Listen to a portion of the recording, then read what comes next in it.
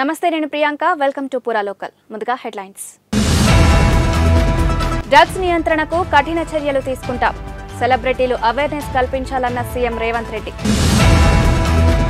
TGPSC ఎదుట ABVP ఆందోళన mega DSC నిర్వహించాలని డిమాండ్ కాకినాడలో AP deputy CM review collector ఉన్నతాధికారులతో సమీక్ష నిర్వహించిన పవన్ ఆమరణ నిరాహార దీక్ష విరమించిన మోతీలాల్ నిరుద్యోగుల సమస్యపై ఉద్యమిస్తామని వెల్లడి వివరాల్లోకి వెళ్తే రాష్ట్రపతి ప్రసంగానికి ప్రధాని మోదీ లోక్సభలో ధన్యవాద తీర్మానంపై కీలక వ్యాఖ్యలు చేశారు. వికసిత భారత్ దిశగా రాష్ట్రపతి ప్రసంగం ఉందని ఆయన అభివర్ణించారు. మూడోసారి సేవ చేయడానికి ప్రజలు బీజేపీకి అవకాశం ఇచ్చారని మోదీ అన్నారు. 25 కోట్ల మంది ప్రజల్ని పేదరికం నుంచి బయటకు తీసుకువచ్చామని, అందుకే దేశ ప్రజలు బుజ్జగింపు రాజకీయాలకు బుద్ధి చెప్పారని లోక్సభలో చెప్పారు. నేషన్ ఫస్ట్ అనే నినాదంతో మా ప్రభుత్వం ముందుకు సాగుతుందని, గడిచిన 10 ఏళ్లలో ప్రపంచంలోనే భారత్ ఖ్యాతి ఎంతో పెరిగిందని ప్రధాని వివరించారు. देश की जनता ने देखा है कि हमारा एकमात्र लक्ष्य नेशन फर्स्ट है, भारत सर्वप्रथम है. हमारे हर नीति, हमारे हर निर्णय, हमारे हर कार्य का एक ही तराजू रहा है कि भारत प्रथम,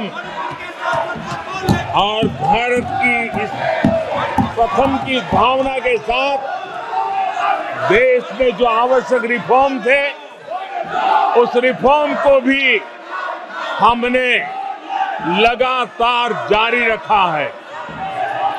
10 वर्ष में हमारी सरकार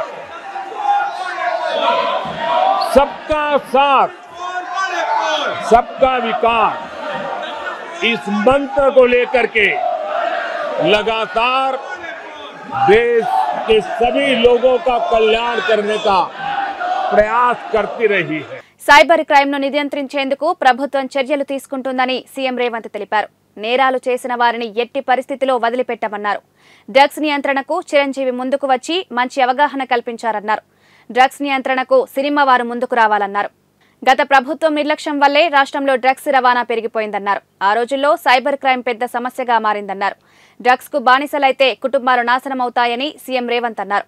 సినిమా టికెట్లు పెంచాలనే వారు డ్రగ్స్ కట్టడికి వీడియోలు చూపించాలన్నారు. సమర్థవంతంగా పనిచేసిన అధికారులు ప్రమోషన్ కల్పిస్తామన్నారు. టికెట్ ధరలు పెంచుకోవడానికి జీవోల కోసం ప్రభుత్వాల దగ్గరకు వస్తున్నారు, కానీ సామాజిక సమస్య అయిన సైబర్ క్రైమ్ డ్రగ్స్ నియంత్రణలో మీరు మీ సామాజిక బాధ్యతను నెరవేర్చడం లేదు అని మా ప్రభుత్వం భావిస్తుంది. నేను మా అధికారులకు సూచన చేస్తున్నా, రేపు ఎవరైనా కొత్త సినిమా రిలీజ్ అవుతుంది, సినిమా ధరలు పెంచాలి అని ప్రభుత్వం దగ్గరికి అప్లికేషన్ వస్తే వాళ్ళు డ్రగ్స్ నియంత్రణ, సైబర్ క్రైమ్ నియంత్రణలో ఒక అద్భుతమైన వీడియో ఫుటేజ్ను ఆ సినిమాలో ఏ స్టార్స్ ఉన్నారో అదే స్టార్స్తో వాళ్ళు ఒక ప్రోగ్రాం మనకు చేసి ఇవ్వాలి. అది ప్రీ కండిషన్.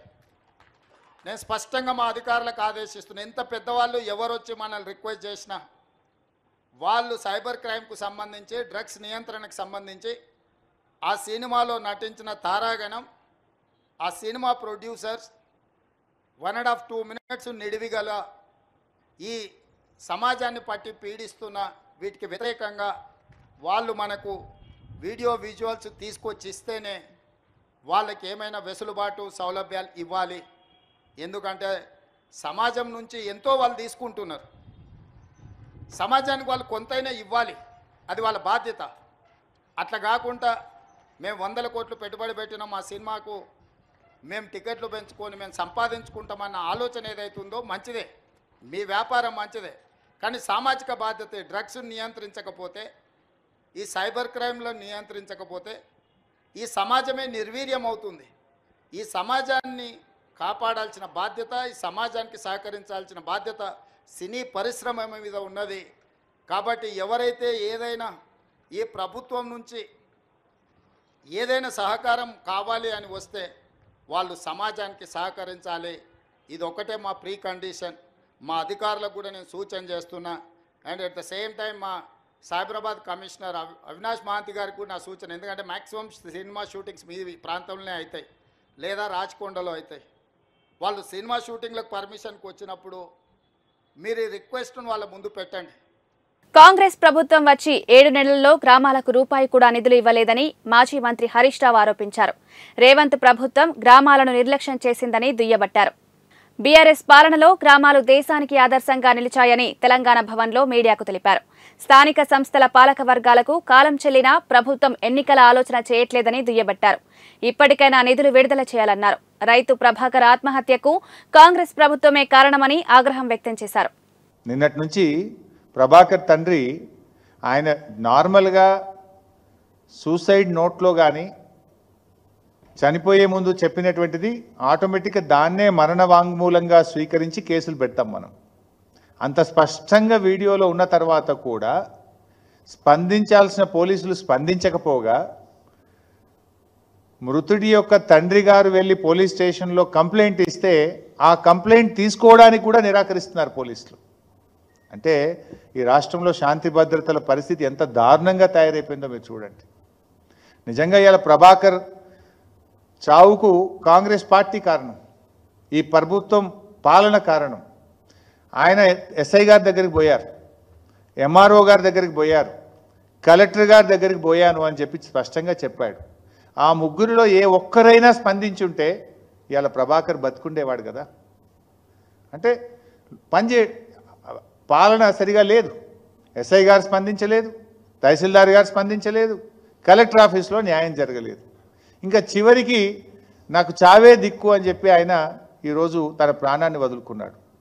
ఇది చాలా బాధాకరం. వాస్తవానికి ఏ రైతు కూడా చనిపోవద్దనే కోరుకుందాం, ధైర్యంగా ఉండాలి, పోరాడాలి. అటువంటి వాళ్ళ పక్షాన ప్రజలు మాకు ఇలా ప్రతిపక్ష బాధ్యత ఇచ్చారు. ఇటువంటి కష్టాల్లో ఉండి ప్రభుత్వం పట్టించుకోనటువంటి వాళ్ళ గురించి ప్రశ్నించే బాధ్యతను ఇలా బీఆర్ఎస్ పార్టీకి ప్రజలు ఇచ్చారు. మా బాధ్యతనే ఈ ప్రభుత్వాన్ని నిద్రలేపడం, ప్రభుత్వాన్ని తట్టిలేపడం, ప్రభుత్వం తప్పు చేస్తే దాని మీద పోరాటం చేయడమే మా బాధ్యత. సో ఈ సందర్భంగా నేను మిగతా రైతులు కానీ ఎవరైనా మీకు ఏదైనా కష్టం ఉంటే అధికారులకు చెప్పండి, వాళ్ళు వినకపోతే మా దృష్టికి తీసుకురండి. తప్పకుండా మేము పోరాడతాం, మిమ్మల్ని కాపాడుకుంటాం తప్ప ఎవరు ప్రాణాలు తీసుకోవద్దని చెప్పి కూడా మేము విజ్ఞప్తి చేస్తూ ఉన్నాం. అయితే ఈరోజు ఈ అంశం జరిగితే ఇప్పటిదాకా ప్రభుత్వం నుంచి దీని స్పందన లేదు. ఏ ఒక్క మంత్రి గారు మాట్లాడరు. ఆయన ఎంత స్పష్టంగా చెప్పిండు, కాంగ్రెస్కు ఓటేసినందుకే ఈ బాధలు నాకు, నేను కాంగ్రెస్కు వేసిన పాపానికి ఆత్మహత్య చేసుకుంటున్నా అని చెప్పి ఆయన డయింగ్ డిక్లరేషన్లో చాలా స్పష్టంగా చనిపోయే ముందు ఆయన వీడియోలో చెప్పారు. బాధ ఏంటంటే పొద్దున మా కార్యకర్తలు అక్కడి నుంచి ఫోన్ చేస్తున్నారు, తన చావుకు కారణమైన వాళ్ళ మీద కేసులు పెట్టకుండా ఆ వీడియో తీసిన ఆయన మీద కేసు పెట్టి లోపలిస్తారట. ఇది ప్రభుత్వ పనితీరుకు నిదర్శనం. ఇదా మీ పనితీరు? రాష్ట్రంలో నిరుద్యోగ సమస్యపై ప్రభుత్వం నిర్లక్ష్యంగా వ్యవహరిస్తుందని అఖిల భారత విద్యార్థి పరిషత్ ఏబీవీపీ విమర్శించింది.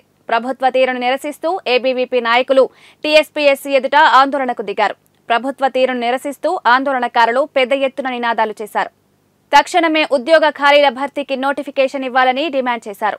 టీఎస్పీఎస్సీ కార్యాలయంలోకి చొచ్చుకెళ్లేందుకు ప్రయత్నించిన నిరుద్యోగులను పోలీసులు అడ్డుకున్నారు. దాంతో వారు అక్కడే బైఠాయించి నిరసన తెలిపారు. ఎంతకీ నిరసన విరమించకపోవడంతో పలువురు ఏబీవీపీ నాయకులను అరెస్టు చేసి స్టేషన్కు తరలించారు.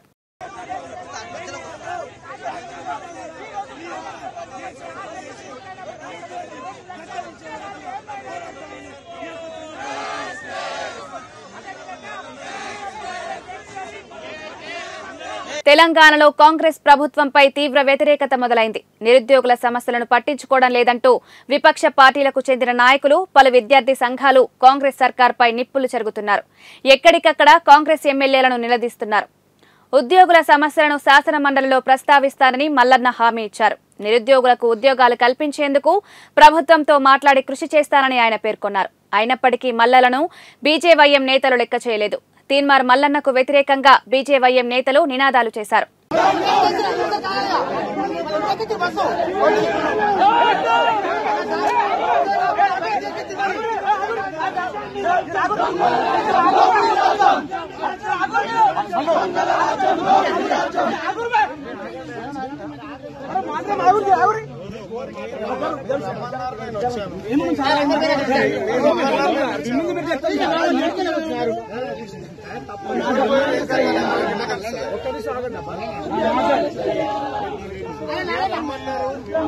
తెలంగాణ ప్రభుత్వం నిరుద్యోగులకు గుడ్ న్యూస్ చెప్పింది.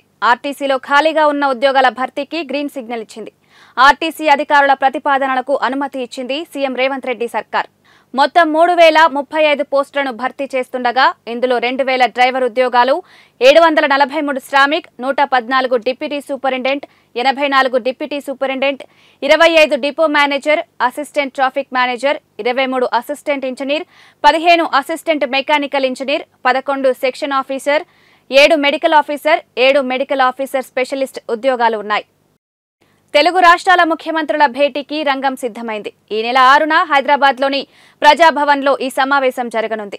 ఆంధ్రప్రదేశ్ ముఖ్యమంత్రి చంద్రబాబు నాయుడు దీనిపై స్వయంగా తెలంగాణ సీఎం రేవంత్ రెడ్డికి లేఖ రాశారు. రాష్ట్ర విభజన జరిగి 10 ఏళ్లు పూర్తయిన సందర్భంలో సంబంధిత అంశాలపై ముఖాముఖి చర్చించుకుందామని ప్రతిపాదించారు. ఇందుకు రేవంత్ రెడ్డి కూడా అంగీకరించారు. 2 తెలుగు రాష్ట్రాల మధ్య అపరిష్కృతంగా ఉన్న సమస్యల పరిష్కారం కోసం అధికారికంగా ఈ సమావేశాలను నిర్వహిస్తున్నారు. నిరుద్యోగుల సమస్య పరిష్కారం కోసం నిరాహార దీక్ష చేపట్టిన ఉస్మానియా యూనివర్సిటీ జేఏసీ నేత మోతీలాల్ నాయక్ దీక్ష విరమించారు. గ్రూప్ 2, గ్రూప్ 3 ఉద్యోగాలు పెంచడంతో పాటు గ్రూప్ 1లో 1:100 రేషియోలో భర్తీ చేయాలని మోతీలాల్ డిమాండ్ చేశారు. 9 రోజులుగా గాంధీ ఆసుపత్రిలో దీక్ష చేస్తున్నప్పటికీ ప్రభుత్వం నుంచి ఎలాంటి స్పందన లేకపోవడం, ఆరోగ్యం క్షీణించడం, కిడ్నీలు, కాలేయం దెబ్బతినే అవకాశం ఉండడంతో దీక్ష విరమించినట్టు మోతీలాల్ తెలిపారు. ఈ సందర్భంగా ఆయన మాట్లాడుతూ ప్రత్యేక రాష్ట్రం సిద్ధించినా నిరుద్యోగుల సమస్య మాత్రం పరిష్కారం కాలేదని ఆవేదన వ్యక్తం చేశారు.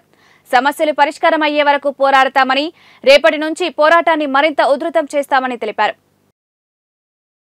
కాంగ్రెస్ పార్టీ ఆంధ్రప్రదేశ్ అధ్యక్షురాలు వైఎస్ షర్మిల తెలంగాణ సీఎం రేవంత్ రెడ్డిని జూబ్లీహిల్స్లోని ఆయన నివాసంలో కలిశారు. ఈ నెల 8న వైఎస్ రాజశేఖర్ రెడ్డి జయంతి కార్యక్రమానికి హాజరు కావాలని ఆమె ఆహ్వానించారు. ఈ సందర్భంగా షర్మిలకు శాలువా కప్పి సత్కరించారు, పుష్పగుచ్చం అందించారు. ఆ తర్వాత ప్రజాభవన్లో తెలంగాణ డిప్యూటీ సీఎం మల్లు భట్టి విక్రమార్కను కలిశారు. ఆయనను కూడా జయంతి కార్యక్రమానికి ఆహ్వానించారు. జూలై 8న విజయవాడలో వైఎస్ఆర్ 75వ జయంతి వేడుకలను నిర్వహించనున్నట్లు షర్మిల తెలిపారు. సీఎం రేవంత్ రెడ్డి మరోసారి ఢిల్లీకి వెళ్లనున్నారు. కేబినెట్ విస్తరణపై మరోసారి హైకమాండ్తో సీఎం రేవంత్ చర్చించనున్నట్లు సమాచారం. ఏఐసీసీ రేపు కేబినెట్ విస్తరణ అంశాన్ని ఫైనల్ చేసే అవకాశం ఉంది.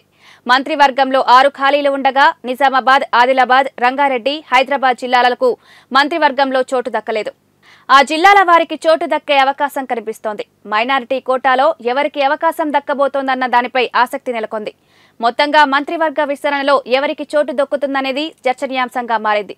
తెలంగాణ పీసీసీ కొత్త అధ్యక్షుడి ఎంపికపైన ఢిల్లీలో సుదీర్ఘ కసరత్తు జరిగింది. రెడ్డి సామాజిక వర్గానికి సీఎం పదవి ఉన్న నేపథ్యంలో పార్టీ పదవి బీసీలకు ఇవ్వాలని మెజారిటీ కాంగ్రెస్ నేతలు కోరుతున్నారు. ఈ క్రమంలోనే మహేష్ కుమార్ గౌడ్, మధు మాష్కీ గౌడ్ పేర్లు ప్రధానంగా వినిపిస్తున్నాయి. నిన్న గవర్నర్తో సుదీర్ఘంగా చర్చించిన సీఎం రేవంత్ కేబినెట్ విస్తరణ, శాఖల మార్పుపై అధిష్టానం వద్ద తుది నిర్ణయం తీసుకోనున్నారు. ఈ నెల 23న రాష్ట్ర బడ్జెట్ సమావేశాలు జరగనుండగా ఈ నెల 4న తెలంగాణ కేబినెట్ విస్తరణ చేపట్టనున్నట్లు తెలుస్తోంది. కేబినెట్ విస్తరణకు ప్రభుత్వం ఏర్పాట్లు చేస్తోంది. రాష్ట్రంలో నిరంతర ఉద్యోగ నియామక ప్రక్రియ చేపట్టేందుకు ప్రభుత్వం అడుగులు వేస్తోంది. ఎన్నికల్లో ఇచ్చిన హామీ మేరకు నిరుద్యోగులు ఎదురు చూడాల్సిన అవసరం లేకుండా ఏటా నోటిఫికేషన్లతో కూడిన ఉద్యోగ క్యాలెండర్ వెలువరించేందుకు సమాయత్తమవుతోంది. ప్రధానంగా ఈ ఏడాదికి సంబంధించి 2 వారాల్లో ఉద్యోగ క్యాలెండర్ విడుదల చేయాలని నిర్ణయించింది. టీజీపీఎస్సీ భర్తీ చేసే గ్రూప్ 1, 2, 3, 4 ఉద్యోగాలతో పాటు గురుకులాలు, పోలీసు, వైద్య నియామక బోర్డుల నోటిఫికేషన్లు, ఇతర విభాగాల పోస్టులన్నింటినీ ఇందులో పొందుపరచనుంది. ఉద్యోగ క్యాలెండర్ విడుదలపై నిర్ణయం తీసుకున్నట్లు ముఖ్యమంత్రి కార్యాలయ వర్గాలు వెల్లడించాయి. ఏటా జాబ్ క్యాలెండర్ ప్రకారం ఉద్యోగ ప్రకటనలు వెలువరించేందుకు ప్రభుత్వ విభాగాలు ఎప్పటికప్పుడు ఖాళీల్ని గుర్తించాలని టీజీపీఎస్సీ అన్ని విభాగాలకు లేఖ రాసింది. ప్రామాణిక సాముదాయిక ఉద్యోగ నోటిఫికేషన్ను సిద్ధం చేసింది. ప్రభుత్వ విభాగాధిపతులు, నియామక బోర్డుల నుంచి అవసరమైన ప్రతిపాదనలు స్వీకరించి తుది రూపు తీసుకువచ్చింది. గ్రేటర్ నగరానికి ముఖ్యమైన సేవలందించే జీహెచ్ఎంసీ పాలక మండలి ఈ నెల 6న సమావేశం కానున్నట్లు సమాచారం. జీహెచ్ఎంసీ పౌర సేవల నిర్వహణ, అభివృద్ధితో పాటు పరిపాలనాపరమైన నిర్ణయాలు తీసుకోవడంలో కీలక పాత్ర పోషించే స్టాండింగ్ కమిటీ ఈ నెల 4న సమావేశం కానున్నట్లు తెలిసింది. మార్చి నెలలో ఏర్పడిన స్టాండింగ్ కమిటీ ఒకసారి సమావేశమైన తర్వాత ఎంపీ ఎలక్షన్స్ కోడ్ రావడంతో తిరిగి సమావేశమయ్యే వీలు కలగలేదు. ఈ నెల 4న 15 మంది సభ్యులతో కూడిన standing committee mayor Gadwal Vijayalakshmi అధ్యక్షతన సమావేశమై పలు అభివృద్ధి పనులకు సంబంధించిన ప్రతిపాదనలను పరిశీలించనున్నట్లు సమాచారం. ఆ తర్వాత 6న నిర్వహించనున్న కౌన్సిల్కు మొత్తం 150 మంది కార్పొరేటర్ల నుంచి 148 ప్రశ్నలు వచ్చినట్లు, అందులో కౌన్సిల్ సమావేశంలో చర్చకు అధికారుల నుంచి సమాధానం కోసం మేయర్ గద్వాల్ విజయలక్ష్మి దాదాపు 25 ప్రశ్నలను ఎంపిక చేసినట్లు తెలిసింది. AP deputy CM Pawan Kalyan Kakinada జిల్లా కలెక్టరేట్లో వివిధ శాఖల వారీగా సమీక్ష నిర్వహించారు. కాకినాడ జిల్లా కలెక్టర్ షణ్మోహన్ నగిలి, జిల్లా ఎస్పీ సతీష్ కుమార్, పలు శాఖల అధికారులు ఈ సమావేశానికి హాజరయ్యారు. కాకినాడ జిల్లాలో ఉన్న పరిస్థితులను అధికారులు మంత్రి పవన్ కళ్యాణ్కు వివరించారు. రాష్ట్రంలో 30,000 మంది అమ్మాయిల ఆచూకీ లేదని, వారు ఎక్కడ ఉన్నారన్నది తెలుసుకోవాలని స్పష్టం చేశారు. ఓ బాలిక జమ్మూలో ఉన్నట్టు తెలిసిందని, 9 నెలల కిందట లవ్ ట్రాప్తో ఆ అమ్మాయిని అపహరించినట్లు తెలిసిందని వివరించారు. బాలిక తల్లి తనను కలిసి బోరున విలిపించిందని, తాను మాచవరం సీఐకి ఈ విషయం తెలియజేస్తే వారు వెంటనే స్పందించి అద్భుతమైన రీతిలో పనితీరు కనిపరిచారని పవన్ కళ్యాణ్ కొనియాడారు.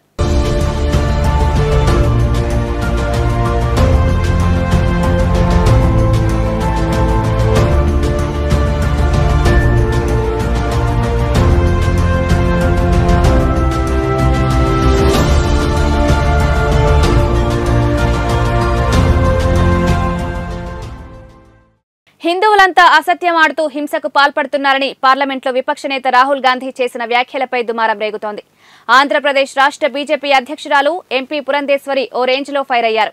1975లో దేశవ్యాప్తంగా ఎమర్జెన్సీని విధించి రాజ్యాంగ స్ఫూర్తిని దెబ్బతీసిన వారు నీతులు చెప్పడం హాస్యాస్పదంగా ఉందన్నారు. వేలాది మంది సిక్కులను ఊచకోత కోసిన వారు పార్లమెంట్లో వేదాలు వల్లించడం కాంగ్రెస్ పార్టీకే చెల్లిందని చురకలంటించారు. హిందువుల పట్ల చులకనగా మాట్లాడిన రాహుల్ గాంధీ వెంటనే భారతదేశానికి హైందవ ధర్మాన్ని అనుసరిస్తున్న కోట్లాది మంది హిందువులకు క్షమాపణ చెప్పాలంటూ పురంధేశ్వరి డిమాండ్ చేశారు. 1975వ సంవత్సరంలో దేశవ్యాప్తంగా ఎమర్జెన్సీని విధించి రాజ్యాంగ స్ఫూర్తిని దెబ్బతీసినటువంటి వారు, అదేవిధంగా వేలాది మంది సిక్కుల్ని ఊచకోతకి గురి చేసినటువంటి వారు పార్లమెంట్ లో నీతులు పలకటం అనేది ఇది చాలా హాస్యాస్పదం. నిన్న రాహుల్ గాంధీ గారు పార్లమెంట్ లో నిలబడి హిందువులందరూ కూడా అసత్యాలు పలుకుతారని, అదేవిధంగా వారు హింసకి పాల్పడతారని మరి వారు చెప్పడం అనేది దేశంలో హిందూ ధర్మాన్ని ఆచరిస్తున్నటువంటి కోట్లాది మంది మనోభావాల్ని వారు దెబ్బతీయటమే. కనుక రాహుల్ గాంధీ గారు వెంటనే భారతదేశానికి, అదేవిధంగా హైందవ ధర్మాన్ని ఆచరిస్తున్నటువంటి హిందువులందరికీ కూడా వారు వెంటనే క్షమాపణ చెప్పాలి. ఉత్తరప్రదేశ్ సమాజ్వాదీ పార్టీ అధినేత, ఆ పార్టీ ఎంపీ అయిన అఖిలేష్ యాదవ్ సంచలన కామెంట్స్ చేశారు. మొన్నటి పార్లమెంట్ ఎన్నికల్లో ఈవీఎం వినియోగంపై ఆసక్తికర వ్యాఖ్యలు చేశారు. తమ పార్టీ 37 సీట్లను గెలిచిందని, అయినా కూడా ఈవీఎంలను నమ్మడం లేదన్నారు. ఒకవేళ తమ పార్టీ 80కి 80 సీట్లు గెలిచినా కూడా ఈవీఎంలను నమ్మేది లేదంటూ లోక్సభలో సంచలన కామెంట్స్ చేశారు. ఈవీఎంల వల్ల అవకతవకలు జరిగే అవకాశం ఉందని, వాటి వినియోగంపై అనుమానాలు ఉన్నాయన్నారు. ఎన్డీఏ ప్రభుత్వం త్వరలోనే కుప్పకూలిపోతుందని ఎస్పీ చీఫ్ అఖిలేష్ యాదవ్ అన్నారు.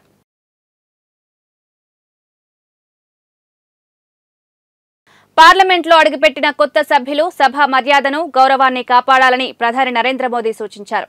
నియమ నిబంధనల విషయంలో సందేహాలను సీనియర్లను అడిగి నివృత్తి చేసుకోవాలని చెప్పారు. అంతేకాని రాహుల్ గాంధీలా ప్రవర్తించవద్దని సూచించారు. ఎన్డీఏ పార్లమెంటరీ పార్టీ సమావేశంలో ప్రధాని నరేంద్ర మోదీ మాట్లాడారు. కుటుంబ సభ్యులతో సభలో ప్రవర్తించాల్సిన విధానాన్ని, చర్చించాల్సిన విషయాలను వివరించారు. లోక్సభలో సోమవారం రాహుల్ గాంధీ చేసిన ప్రసంగంపై స్పందిస్తూ సభను, సభాపతిని ప్రతిపక్ష నేత అవమానించారని విమర్శించారు. మూడోసారి ఎన్డీఏ కూటమి అధికారంలోకి రావడంతో కాంగ్రెస్ పార్టీ తట్టుకోలేకపోతుందని మోదీ ఆరోపించారు. కొత్తగా ఎన్నికైన సభ్యులు నిబంధనల విషయంలో సీనియర్లను అడిగి తెలుసుకోవాలని మోదీ సూచించారు. ఇవి అప్డేట్స్. కీప్ వాచింగ్ పూరా లోకల్.